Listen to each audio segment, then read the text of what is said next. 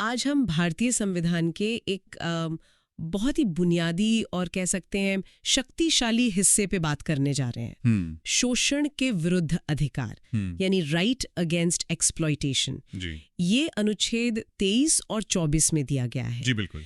ये वो प्रावधान है जो हर नागरिक की गरिमा और स्वतंत्रता की रक्षा के लिए बनाए गए हैं। हाँ। हमारे पास जो सामग्री है वो इन अनुच्छेदों की कानूनी बारीकियों और उनके पीछे की सोच उसे समझाती है। हाँ। खास तौर पर ये डॉक्टर बाबा साहेब अम्बेडकर के विचारों को सामने रखती है कि कैसे संविधान सिर्फ नियमों का संग्रह नहीं है, बल्कि समाज के सबसे कमजोर तबकों के लिए एक सुरक्षा कवच, एक ढाल की तरह काम करता है। जी।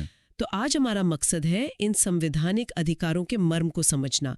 ये क्यों बनाए गए, इनका असल मतलब क्या है, इनमें क्या गहराई छुपी है और आज के भारत में ये कितने मायने रखते हैं। बिल्कुल, बहुत जरूरी चर्चा है ये। चलिए इस महत्वपूर्ण विषय पर गहराई से बात करते हैं। शुरुआत करते हैं डॉक्टर अंबेडकर के उस नजरिए से जो संविधान को एक जीवंत दस्तावेज मानते थे। हाँ, लिविंग डॉक्यूमेंट जिसे कहते हैं। हाँ, उनके लिए ये महज कानून की किताब नहीं थी, बल्कि अन्याय, गुलामी और हर तरह के शोषण के खिलाफ हर भारतीय नागरिक को दी गई एक गारंटी थी। गारंटी, बिल्कुल सही कहा। शोषण के विरुद्ध अधिकार अनुच्छेद 23 और 24 इसी सोच और भावना का निचोड़ है।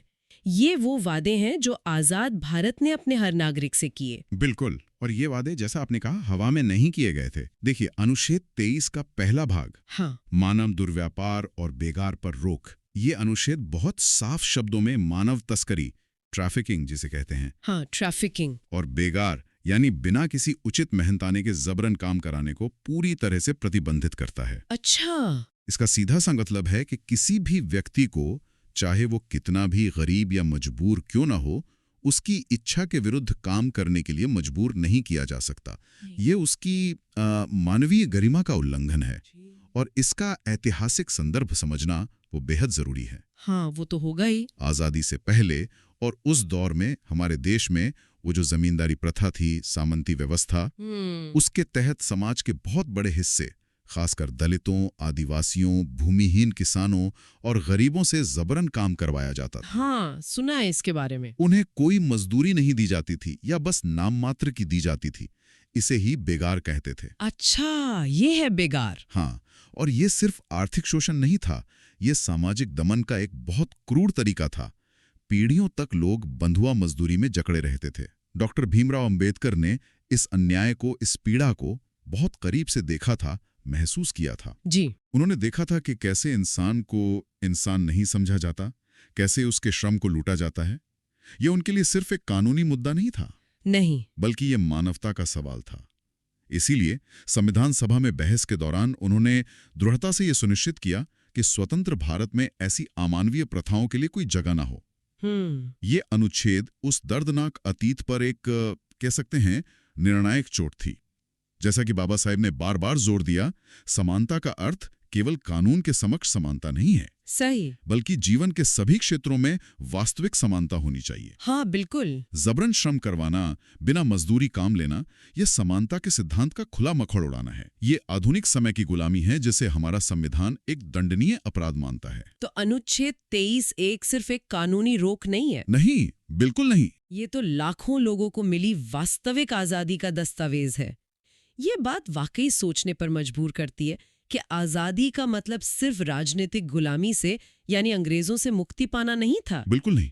असली आजादी का मतलब था हर तरह की सामाजिक और आर्थिक गुलामी से, हर तरह के शोषण से। हाँ, हर तरह के शोषण से। अनुच्छेद 23 उसी व्यापक स्वतंत्रता की नींव रखता है।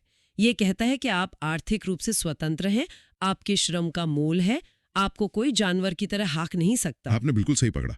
और इसी अनुच्छेद 23 का एक दूसरा भाग भी है। अच्छा। जो पहली नजर में शायद थोड़ा अलग लगे, लेकिन वो भी इसी संतुलन को बनाए रखने की कोशिश करता है।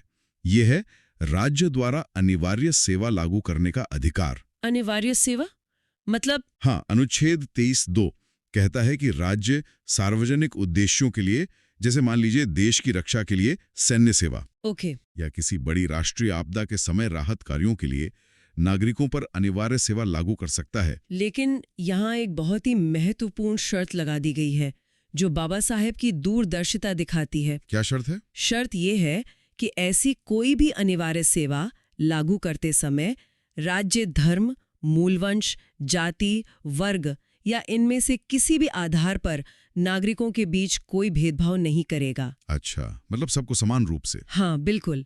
यानी अगर देश सेवा के लिए बुलाया जाएगा तो सबको समान रूप से बुलाया जाएगा। ऐसा नहीं कि किसी खास जाति या धर्म के लोगों पर ही बोझ डाल दिया जाए। अच्छा, तो इसका मतलब ये हुआ कि राष्ट्र की जरूरत पड़ने पर नागरिकों का योगदान जरूरी है। हाँ, लेकिन वो योगदान भी समानता और बिना भेदभाव के सिद्धांत पर आधारित होना चाहिए। बिल्कुल। ये शोषण न बने बल्कि राष्ट्रीय कर्तव्य हो। जी। ये वाकई एक बारीक संतुलन है व्यक्ति की स्वतंत्रता और राष्ट्र की जरूरत के बीच। बिल्कुल, इसका उद्देश्य यही है कि ऐसी सेवा देशभक्ति और सामूहिक जिम्मेदारी का प्रतीक बने, न कि किसी विशेष समूह के लिए शोषण या मजबूरी का जरिया। यहां भी समानता का सिद्धांत सर्वोपरि रखा गया है।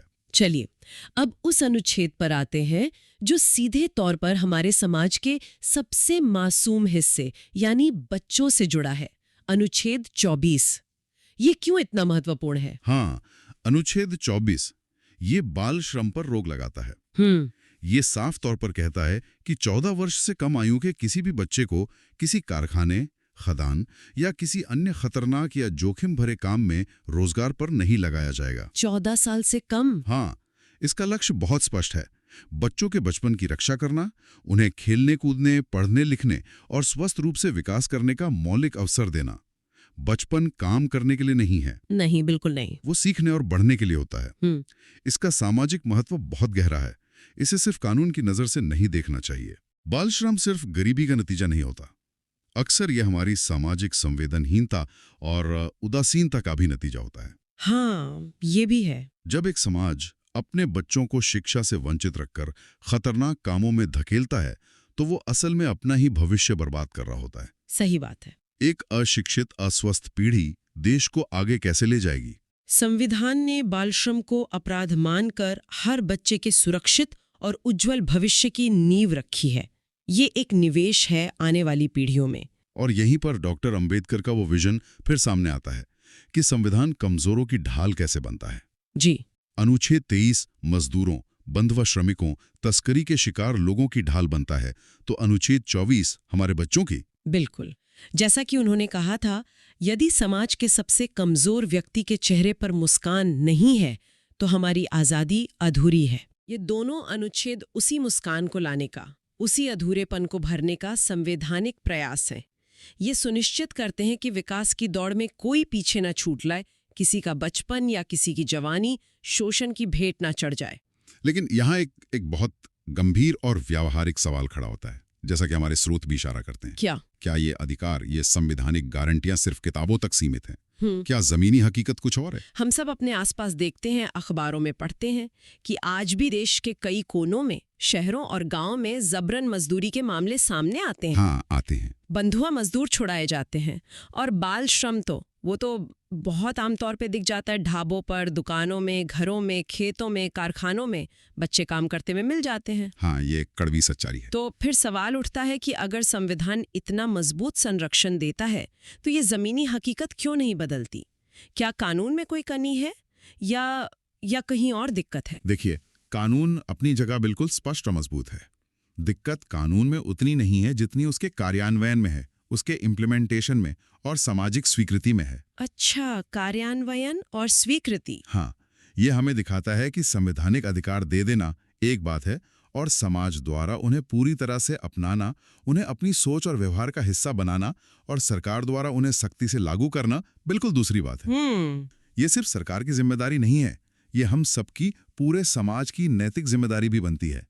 जब हम अपनी आंखों के सामने शोषण होते देखते हैं, चाहे वो किसी बच्चे का हो जो स्कूल जाने की उम्र में ईंटें ढो रहा है, हाँ, या किसी मजदूर का जिसे तय मजदूरी से कम दिया जा रहा है, या उसे बंधक बनाकर काम करवाया जा रहा है, तो असल में वो दृश्य हमारे संविधान पर, हमारे आजादी के वादों पर एक सवालिया निशान लगाता है। बिल्कुल। क्या हमने वाकई समानता और न्याय के उस वादे को निभाया है जो हमने खुद से किया था?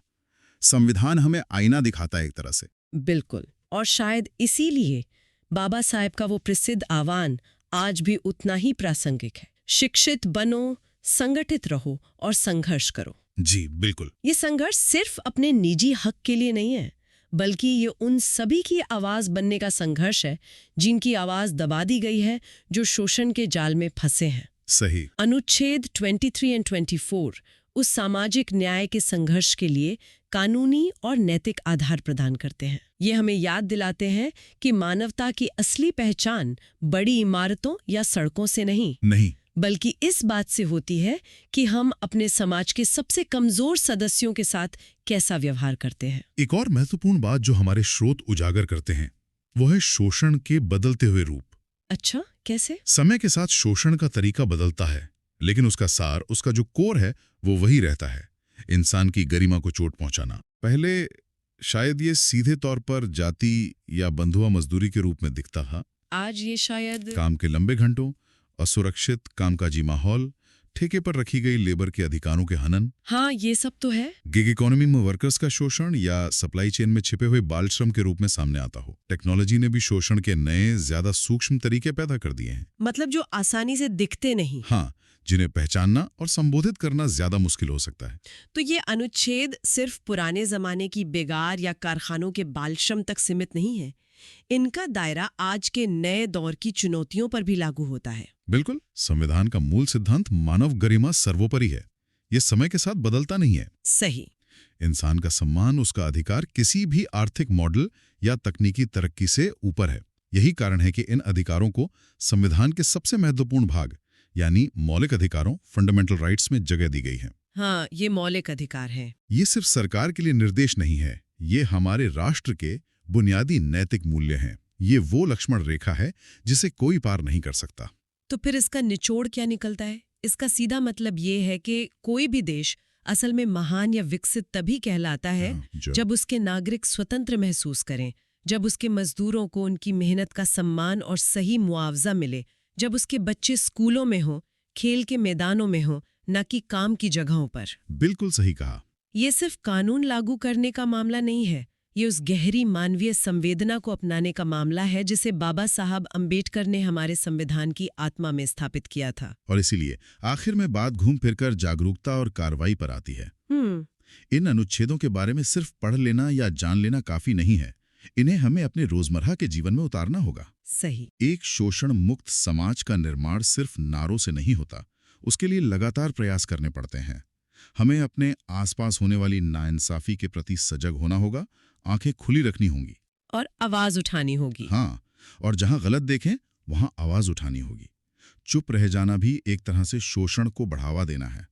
सोचिए, जब हम अपने बच्चों को अच्छे स्कूलों में भेजते हैं, उनकी हर जरूरत पूरी करते हैं, और उसी वक्त सड़क पर किसी बच्चे को भीख मांगते या किसी ढाबे पर बर्तन धोते देखते हैं, हाँ, तो क्या हमें एक पल के लिए भी संविधान की समानता की वो बात याद आती है? मुश्किल सवाल है। संविधान ने अधिकार सबको बराबर दिए हैं, किसी के लिए कम या ज्यादा नहीं। ये एहसास जब हर नागरिक के मन में घर कर जाएगा, जब हम दूसरे के दर्द को अपना समझेंगे, तभी भारत वास्तव में शोषण मुक्त राष्ट्र बनने की दिशा में आगे बढ़ पाएगा। बिल्कुल। हमें ये भी याद रखना होगा कि श्रम की पूजा होनी चाहिए, लेकिन जबरन श्रम या शोषण वाला श्रम हमेशा पाप है। तो आज की इस चर्चा से हमने समझा कि भारतीय संविधान के अनुच्छेद 24 और 24 कितने महत्वपूर्ण हैं। जी। ये कैसे मानव गरिमा, व्यक्तिगत स्वतंत्रता और बच्चों के भविष्य की रक्षा के लिए एक ठोस कानूनी और नैतिक आधार प्रदान करते हैं। हाँ, एक मजबूत आधार। ये महज कानूनी धाराएं नहीं है, बल्कि ये बाबा साहेब अंबेडकर के उस सपने का प्रतिबिंब है जहां समाज का कोई भी व्यक्ति, चाहे वो कितना भी असहाय या कमजोर क्यों ना हो, शोषण का शिकार ना बने। ये अधिकार हमारी सभ्यता के स्तर का पैमाना है। और सबसे मुख्य बात यह है कि ये अधिकार हमें केवल सुरक्षा का आश्वासन ही नहीं देते, बल्कि हम सब पर एक नैतिक जिम्मेदारी भी डालते हैं, अपने आसपास होने वाले किसी भी तरह के शोषण के प्रति संवेदनशील रहने की, जागरूक रहने की और उसके खिलाफ आवाज उठाने की। सही। संविधान ने तो एक मजबूत नींव रख दी है, लेकिन उस नींव पर शोषण मुक्त समाज की इमारत खड़ी करने का काम हम सबको मिलकर करना है। बिल्कुल। जब तक इस देश में कोई एक भी इंसान बेगार करने को मजबूर है, कोई मजदूर अपने हक से वंचित है, कोई बच्चा अपने बचपन से महरूम है, तब तक ये अनुच्छेद हमें हमारी जिम्मेदारी याद दिलाते रहेंगे। और जाते जाते हम एक सवाल सोचने के लिए छोड़ जाते हैं आज के इस तेजी से बदलते डिजिटल युग में, जहां gig economy, work from home और ऑनलाइन प्लेटफॉर्म्स के जरिए काम करने के नए नए तरीके सामने आ रहे हैं, हाँ, बिल्कुल नया दौर है। तो शोषण के कौन से नए और ज्यादा छुपे हुए सूक्ष्म रूप उभर रहे हैं? वो कौन सी नई चुनौतियां हैं जिनके बारे में हमें और ज्यादा जागरूक होने की जरूरत है? बहुत जरूरी सवाल है ये। और सबसे महत्वपूर्ण सवाल ये कि हमारे संविधान के अनुच्छेद 23 और 24 की जो मूल भावना है, मानवीय गरिमा और अन्याय के विरुद्ध संरक्षण, वो इन नई चुनौतियों पर कैसे लागू होती है? हाँ, कैसे लागू होती है? इस पर विचार जरूर कीजिएगा,